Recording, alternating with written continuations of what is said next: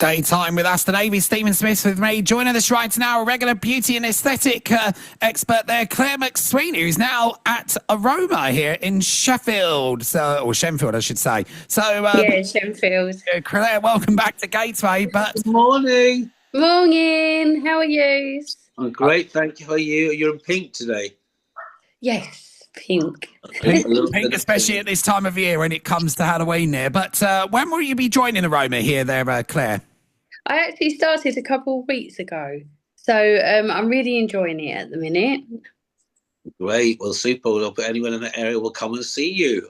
Aston, I expect you to book Mum an appointment. That's near you, isn't it?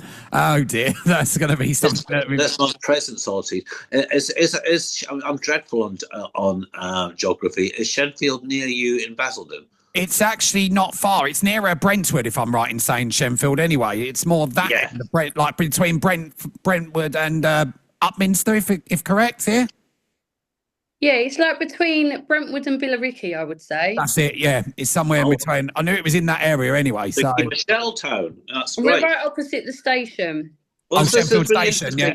I know a lot of people want to get into the world of aesthetics, but what drew you to the world of aesthetics, and how's your philosophy on skincare evolved throughout the years? Yeah, so right at the beginning, I was a beauty therapist. So, that helps. And then I went on to be a nurse, and I went on to be an intensive care nurse. And so I've always been interested in the skin. I've always been interested in holistic treatments. And when aesthetics came out, I was one of the first to do this in my area. And that was probably about 6 years ago now. So having the medical knowledge, really has helped me within the world of aesthetics. My God, but intensive care, you must have seen it all then. Yes, definitely. 100%. There's nothing I haven't seen, actually. Do you ever through my years of nursing and beauty and aesthetics, yes. Just like, do you ever, sorry, we'll move on to your question. So, do you ever, when someone's moaning about their skin and having been in intensive care and seeing people fighting for their life, think, stop moaning? No, not when I'm doing aesthetics, no. But yeah, I know what you're saying though, because intensive care is as serious as it gets, isn't it, really? It can be, of course, there, Clare, but obviously in the industry, when innovation moves fast, how do you actually stay ahead of trends while maintaining timeless results, especially for your clients here?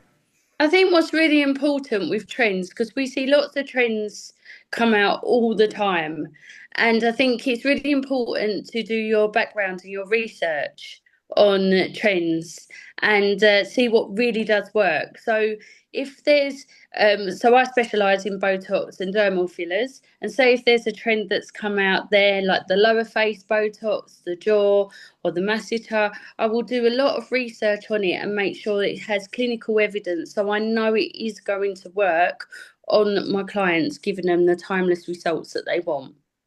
Brilliant. There's so much conversation about natural enhancement now, isn't there? Because nobody I know wants to come out with the lips out here, the frozen face and everything. But what does that mean in your practice when someone wants a natural look? So a natural enhancement for me is keeping someone's appearance. So we're not changing faces. So we're not going to do anything like you say, with big lips. We're just going to put the volume back where they've lost the volume. So enhancing their natural appearance, because we have seen a lot of trends over time in aesthetics of overfilling, especially in cheeks and lip area. So I think it's important to keep plus you're stretching the skin all the time. So you want to keep your natural looks, not change your look, if that makes any sense. Claire, I was in the gym one day and this girl came in and she had her lips done, and that's all we could stare at. They were so big. And because from the side profile as well, they kind of, if one area is too big, it sidetracks you from looking at their actual face. You end up focusing on that area, don't you? No, I know. It's scary, isn't it? But it also says a lot about people's self-esteem when you have to worry about why they have to do that to themselves. Yes, you have to take that on board, and that's a very serious, area when you do aesthetics. And of course, here, Claire, every client's definition of beauty is unique, of course, there. But how do you tailor your approach to make individual feel their most confident self? What if Hmm. they're scared here? But I think for me, one of the main things I focus on is consultations.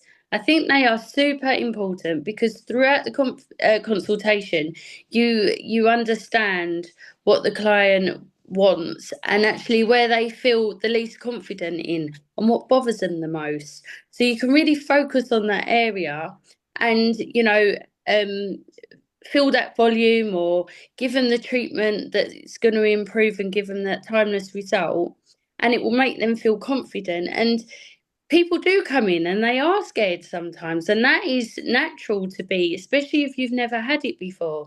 But I Yeah, think once you explain the product, what's in the product, what you're going to do, and you go through the whole thing and explain absolutely everything, then what you do is you give the client an informed choice and they will have confidence in you. yeah. And then they will know what to expect, and it all becomes less scary, doesn't it? Yeah, absolutely. I think people also build themselves up to things going wrong. They Yeah, listen and to people have thought about the it for a one long negative story you time. hear, they obsess about, don't they? It's Yeah. not always the way. And I think that's. I always say to people when I was hairdressing, go and ask people around where they go. For people that have the look that you want, and find out where they go, and then go to that person. Yes. Just go and call, and ask to see, ask people qualifications, and don't be frightened. And as I say, but there's always going to be that one that no matter what, it's going to be scared, isn't it? Yes, definitely. Listen, if you had to discuss one common myth about aesthetics treatments, what would it be? My favourite one is after Botox, sitting up for 24 hours and not popping your head down at all. So I've had clients come and they've said, I've sat up all night and I haven't moved. And that really isn't true. When Botox goes in, it goes into the cell. It works at cellular level. So you can put your makeup on, you can do exercise, you can lay down after 4 hours. If you had had your Botox and you're going to bed and you're going to lay down, I don't actually know anyone that lays down flat. I'm sure there are people out there that do, but Yeah, most of us have a couple of pillows, and that's absolutely fine. Nothing will happen because there is evidence to say if you lay flat or you bend your head down, you can get a drop on certain products. But not, you don't have to sit up for 24 hours. Um, so basically, have it done, and then go about your day, have it have it done done in the last thing morning, before go you go to about your bed. day, and you'll be absolutely fine. What about the gym thing that was always told that Botox, you don't go to the gym for 24 hours, uh, 4 hours. four, 4 hours 4 hours. is No, absolutely that's it too. fine. And what Yeah. about Wow. going out on the night out and having a bit of a All 4 hours. a 4 hour after 4 hours you can have a drink? Yes. Oh, Yes. great. It's That's there you go, great. Stephen. That answers your question. 4 hours on everything, really. After 4 hours Botox. on Okay, everything. I'm getting So the message. if you have your 4 is a treatment done lucky in the number. morning, you'll be fine. Okay, so looking ahead, what innovations or emerging techniques are you most excited about, especially in the aesthetic space here? I think polynucleotides are really good at the moment, and they've got a lot of clinical background data on them to say that they work really well. And they're fragments of DNA that are often found in salmon and trout, and they're injected and they repair the skin. So they will improve the texture, they will give you a nice glow, and they wake up the fibroblasts in your cells, and the fibroblasts stimulate collagen. So it's giving back that better texture that you lose when you get older. So you can, repair crepey skin.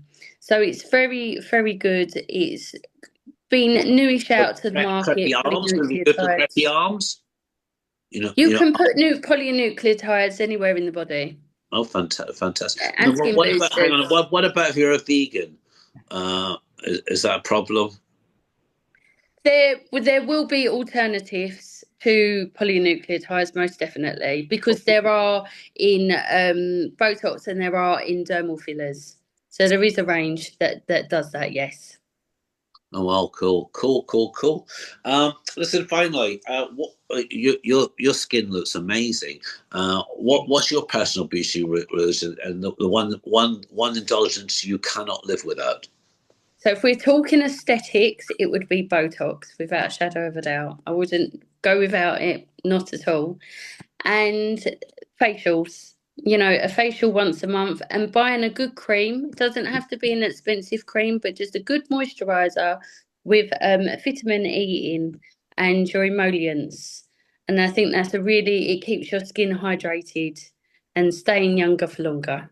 So are you like Patsy from AbFab and have the Botox in your handbag so when you're out, if you keep injecting it.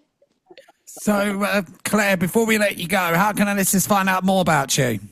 So you can find me on Instagram under Clare McSweeney 1, and you can find me the same on Facebook and Google Reviews. And now at Aroma in Shenfield. And Two Shades Magazine. We have your and regular Two Shades column. Magazine, of course, yes. Everywhere, really. Listen, we're going to have you on at Christmas again, and we're going to have lots of Christmas tips or presents, and more tips on beauty. Yes, brilliant. Look forward to it. Thank you, Claire. Speak to you soon, Claire. Lovely. Thank you. Take care. Bye. Bye. Bye. Bye.